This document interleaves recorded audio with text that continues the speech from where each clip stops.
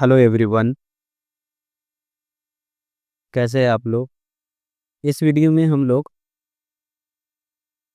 Number system का ही जो SSC का पीवाईक्यू है उसको आगे डिस्कस करेंगे। ओके, तो चलिए शुरू करते हैं। देखिए, क्वेश्चन है हमारा कि यदि एक संख्या को 3 से विभाजित किया जाता है तो शेषफल 2 बचता है। यदि इस संख्या में 5 जोड़कर 3 से विभाजित किया जाए तो शेषफल कितना बचेगा? ओके, मतलब एक संख्या है, मान लीजिए n। इसको अगर हम 3 से डिवाइड करते हैं तो शेषफल क्या बचता है? इसका शेषफल बचता है 2।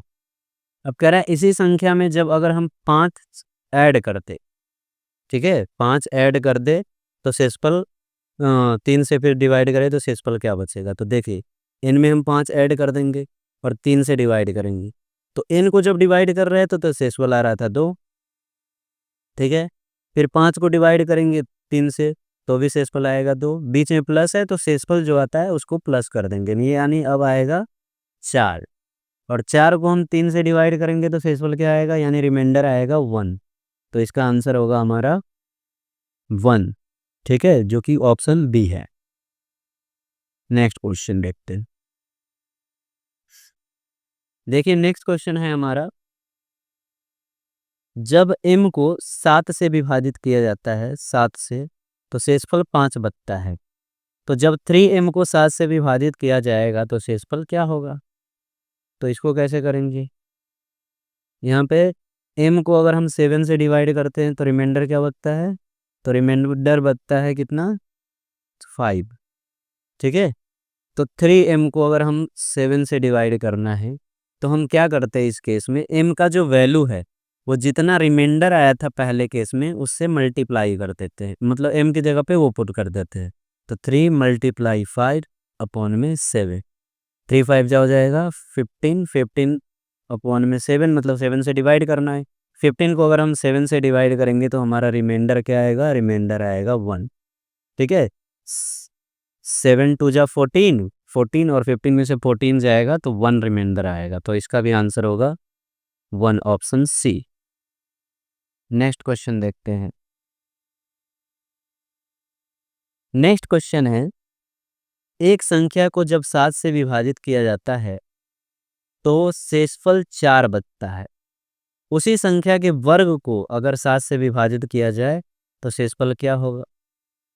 तो इसमें मान लीजिए n है, इसको अगर हम 7 से डिवाइड करेंगे तो रिमाइंडर क्या बचता है? इसके इसमें रिमाइंडर बचता है हमारा 7, नहीं सॉरी, रिमाइंडर बचता है 4, रिमाइंडर बचता है 4। अब कह रहा है इन स्क्वायर को अगर हम 7 से डिवाइड करें तो रिमाइंडर क्या बचेगा? तो यहाँ भी हम वही करेंगे जो शेषफल आया था फर्स्ट केस में, वो नंबर की जगह पे पुट कर देंगे, उसका स्क्वायर कर देंगे और फिर 7 से डिवाइड करके देखेंगे तो जो रिमाइंडर आएगा हमारा वही हमारा आंसर हो जाएगा। तो यहाँ पे 4 का स्क्वायर हो जाएगा 60 और इसको 7 से डिवाइड करेंगे तो 7 2 जा होता है 14 और 14 16 में से माइनस करेंगे तो रिमाइंडर क्या बचेगा?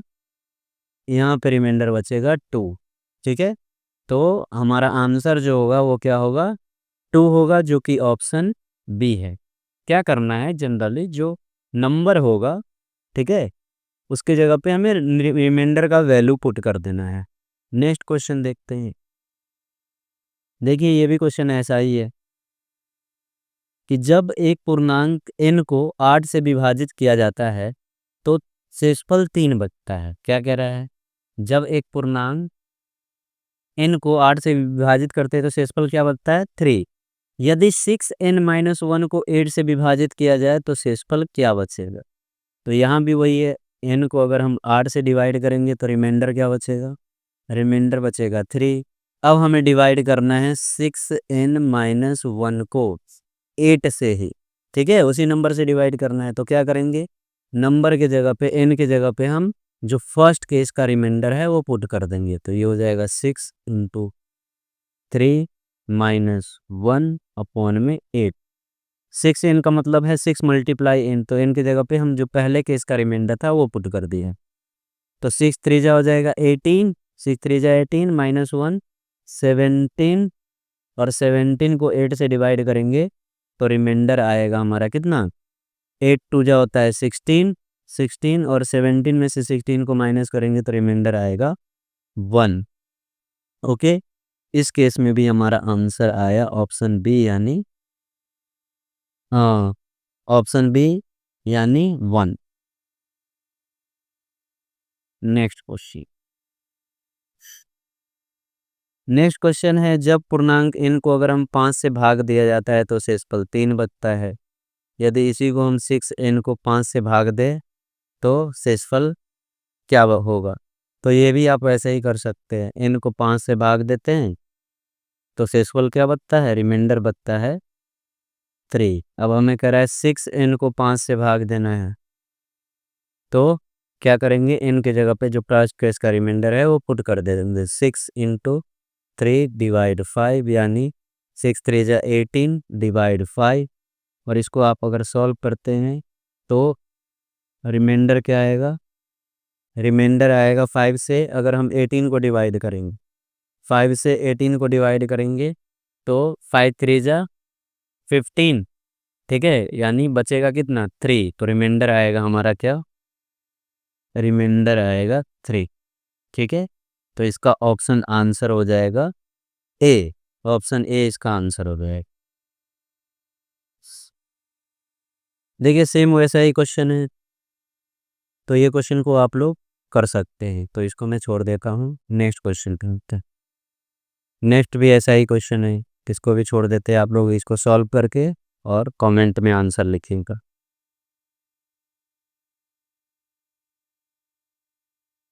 ये है, ये क्वेश्चन कुछ अलग लग रहा है, इसको देखते हैं।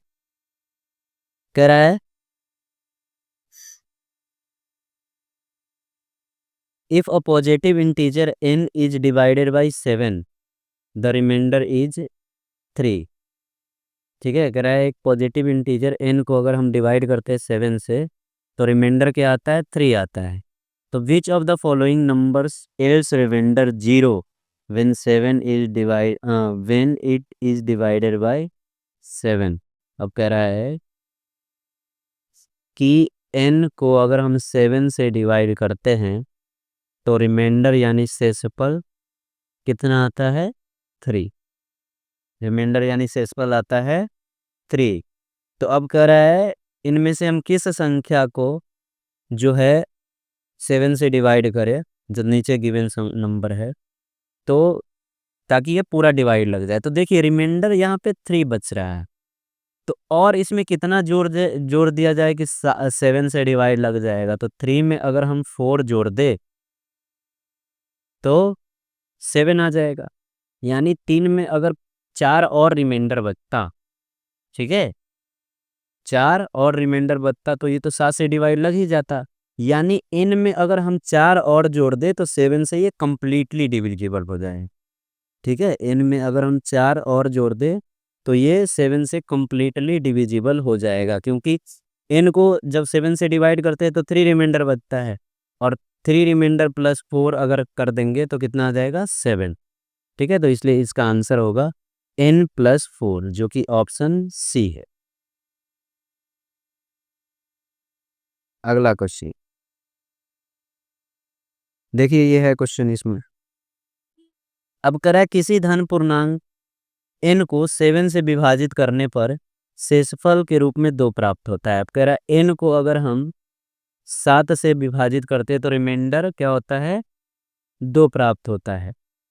ठीक है, यानी शेषफल 2 प्राप्त होता है। तो अब कह रहा है निम्नलिखित किस संख्या को 7 से विभाजित करने पर शेषफल के रूप में 0 प्राप्त होगा। तो अब देखिए यहाँ n के पास 2 एक्स्ट्रा नंबर है जिसके कारण ये 7 से कंप्लीट डिवाइड नहीं लग जा पा रहा है। तो या तो 2 एक्स्ट्रा है, तो इसको हम अगर 2 एक्स्ट्रा को 7 एक्स्ट्रा बना दे तो नीचे 7 है उससे कंप्लीटली डिवाइड लग जाएगा। अब जैसे मान लीजिए n की जगह पे हम रखते हैं 16, इसको अगर आप 7 से डिवाइड करेंगे तो रिमाइंडर क्या आएगा, 2 आएगा, है ना। अगर 16 में हम 5 और जोड़ दे, क्योंकि 2 एक्स्ट्रा है और 2 एक्स्ट्रा है तो हमें 7 7 अगर एक्स्ट्रा हो जाए तो ये कंप्लीट डिवाइड लग जाए। तो 2 में अगर 5 अगर हम और जोड़ दे तो ये तो 7 आ जाएगा। तो वैसे इस नंबर में अगर हम 5 जोड़ दे तो ये 21 हो जाएगा, यानी 7 से कम्प्लीटली डिवाइड लग जाएगा। तो ऐसे ही हम n वाले में करते हैं। जब n को हम 7 से डिवाइड करते हैं तो रिमाइंडर हमारा आता है 2, यानी 2x के पास एक्स्ट्रा है। अगर 2 इसमें एक्स्ट्रा है तो 5 और जोड़ देंगे तो ये 7 के इक्वल हो जाएगा, यानी कंप्लीट डिवाइड लग जाएगा। तो n में हमें क्या ऐड करना पड़ेगा? 5। ठीक है, तो यानी ऑप्शन बी इसका आंसर हो जाएगा n+5। देखिए दोस्तों, नेक्स्ट क्वेश्चन है अब हमारा कि if x is remainder when 3 to the power 61284 is divided by 5 and y is the remainder when 4 to the power 96 divided by 6, what is the value of 2x minus y? तो देखिए कैसे करोगे उसको। दे रखा है 3 का पावर 6 1 2 8 4, इसको 5 से डिवाइड कर दे तो रिमाइंडर x आता है। रिमाइंडर क्या आता है? x। तो इसको हम चेक ही कर लेते हैं कितना आ सकता है ये। तो देखिए 5 3 को हम ऐसे 3 का स्क्वायर लिख सकते हैं। स्क्वायर जैसे ही लिखेंगे ना तो ये पावर हाफ हो जाएगा। तो पावर हो जाएगा कितना? अगर 2 से डिवाइड करेंगे इसको तो 30642 ये हो जाएगा। ठीक है, अब इसको अगर हम डिवाइड करेंगे 5 से, ठीक है, तो ये देखिए 3 का पावर कितना आ गया? 2, 3 का पावर 2 यानी 9, और 9 को अगर 5 से डिवाइड करेंगे तो कम्प्लीटली डिवाइड होने में एक कम है। 10 5 से पूरा तरीके से डिवाइड हो जाएगा तो एक कम है, यानी यहाँ पे नेगेटिव रिमाइंडर हम -1 ले सकते हैं। और -1 ले सकते हैं नेगेटिव रिमाइंडर, तो इसका रिमाइंडर का पावर आ जाएगा ये जो नंबर का पावर है 30642। और देखिए ये एक इवन नंबर है, और इवन नंबर का अगर नेगेटिव नंबर का पावर इवन नंबर हो तो वो हमेशा पॉजिटिव आता है। 1 का पावर कुछ भी हो वो आएगा 1 और पॉजिटिव आए, यानी x का वैल्यू तो हमने निकाल लिया कि 1 होगा। ठीक है, दूसरा कह रहा है 4 का पावर है 96, इसको हमें डिवाइड करना है 6 से, तो रिमाइंडर क्या आएगा? इस केस में रिमाइंडर जो है 4 का पावर 96 और 6 से डिवाइड करना है। तो याद रखिए 4 का पावर कुछ भी हो, 4 का पावर कुछ भी हो, कोई भी नेचुरल नंबर हो, अगर उसको 6 से डिवाइड करते हैं तो रिमाइंडर हमेशा 4 ही आता है। ठीक है, रिमाइंडर हमेशा क्या आता है? 4 आता है। तो यानी इसके लिए रिमाइंडर क्या था? y था। इस नंबर को अगर डिवाइड करते तो इसके लिए रिमाइंडर था y। तो y और 4 इक्वल हो गया, और x का वैल्यू 1, y का वैल्यू ये y है 4। तो अब हमसे पूछ रहा है 2x माइनस 4 क्या होगा? तो 2x माइनस y की जगह पर 4, तो 2 को x का वैल्यू 1 है तो 2 1 जा 2 माइनस 4 यानी -2 इसका आंसर होगा, जो कि ऑप्शन बी है। ओके, नेक्स्ट क्वेश्चन देखते हैं। नेक्स्ट क्वेश्चन है 9 को 99 बार लिखकर कोई संख्या n बनाई जाती है। यदि n को 13 से विभाजित किया जाए तो शेषफल क्या होगी? देखिए 9 को कितना बार लिखा जाता है? 99 बार, 99 टाइम्स। ठीक है, 99 बार लिखा जाता है। 99th नहीं आएगा, 99 ही आएगा।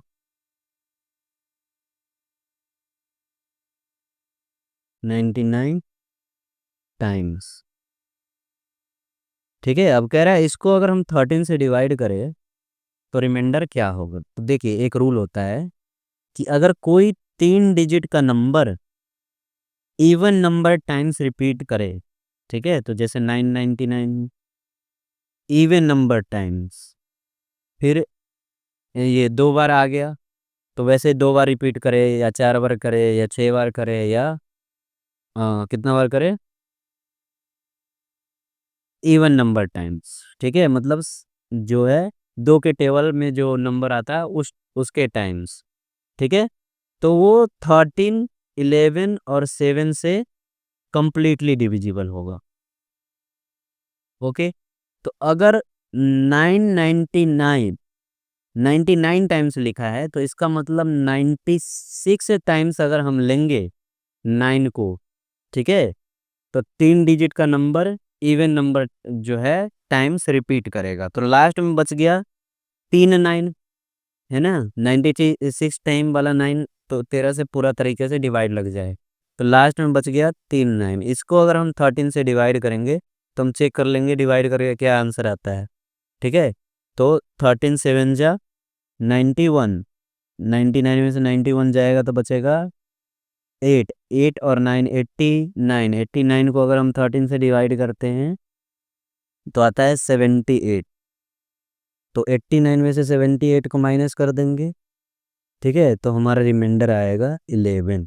इसको आप डिवाइड करके चेक कर सकते हैं, ऐसे 13 मैंने डायरेक्ट कर दिया, तो इसमें रिमाइंडर जो है हमारा क्या आएगा, 11 आएगा, तो 11 इसका आंसर होगा जो कि ऑप्शन ए है।